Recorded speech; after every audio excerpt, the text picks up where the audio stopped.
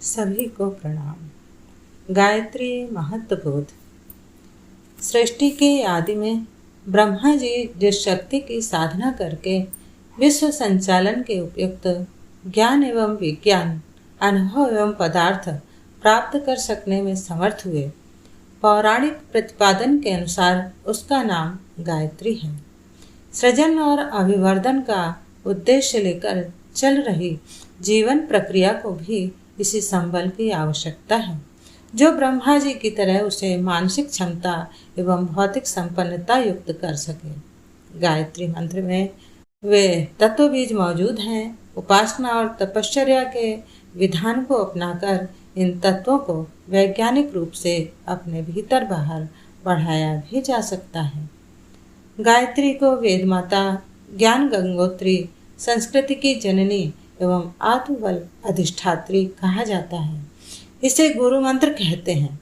यह समस्त भारतीय धर्मानुयायियों की उपास्य है। इसमें वे सभी विशेषताएं विद्यमान हैं जिसके आधार पर वह सार्वभौम सर्वजनीन उपासना का पद पुनः ग्रहण कर सके। इसी ज्ञान विज्ञान की देवी गायत्री का जन्मदिन है, गायत्री जयंती।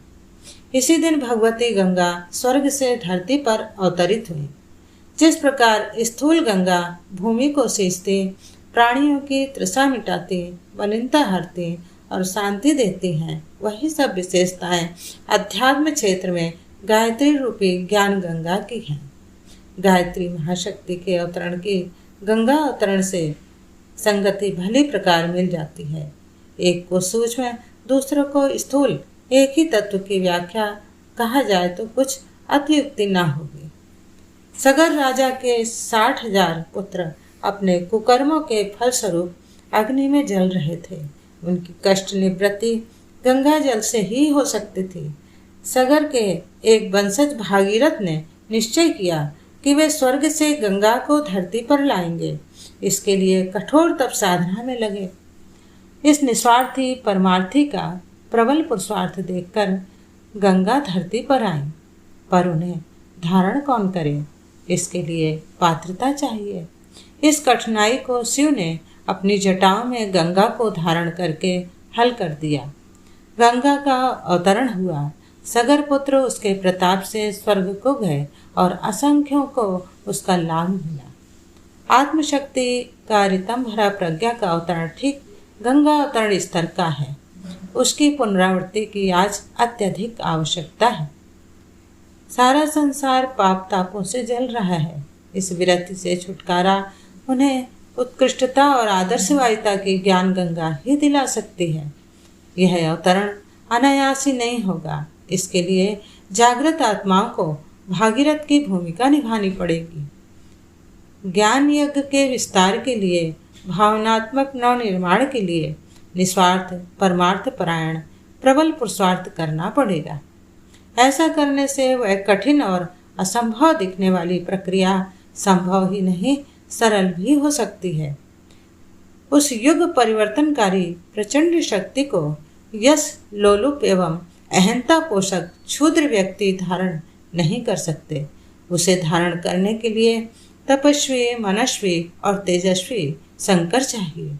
ऐसी महानता संपन्न विभूतियां जब इस नवयुग प्रवर्तनीय ज्ञान गंगा को अपने मस्तिष्क में धारण कर लेंगे, तब उसका प्रवाह आगे बढ़ेगा।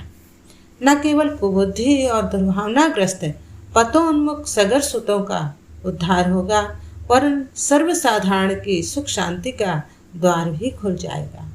हमें भागीरथ और शंकर की भूमिका निभाते हुए ज्ञान गंगा के अवतरण के लिए गायत्री जयंती के पुण्य पर्व पर व्रत लेना चाहिए और उनके लिए कटिबद्ध होना चाहिए।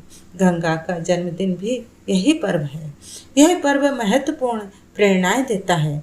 स्वर्ग से उतरकर धरती पर अवतरण, हिमालय की सुख सुविधाओं का त्याग, कष्ट साध्य लोक मंगल की प्रवृत्ति, लघुता को महानता में परिणित करने वाला समुद्र मिलन का लक्ष्य, इसके लिए यात्रा द्वारा अपनी पात्रता सिद्ध करने के लिए सुदूर प्रदेशों का सिंचन करने की तप साधना, भूमि की तृषा बुझाने के लिए अपने अस्तित्व गंवा देने की साध, इस महानता से हरेक को प्रभावित कर सहायता के लिए तत्पर हिमालय का अजस्त्र अनुदान, बादलों का आश्वासन, नदी नालों का आत्मसमर्पण जैसी उपलब्धियों का प्रादुर्भाव, गंगोत्री की तनिक सी धारा का बंगाल पहुँचते पहुँचते हजार धाराओं में विस्तार, यही महानता गंगा अवतरण की प्रक्रिया है।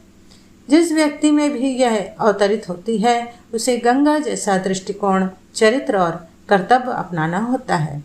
गायत्री अपना प्रत्यक्ष उदाहरण प्रस्तुत करते हुए मानो प्रत्येक जागृत आत्मा को यह उद्बोधन करती हैं कि जीवन के श्रेष्ठतम सदुपयोग का क्रियाकलाप यही हो सकता है। गायत्री मंत्र के 24 अक्षरों में 24 शिक्षाएं हैं जो आज भी व्यक्ति और समाज के लिए सही मार्गदर्शक हैं।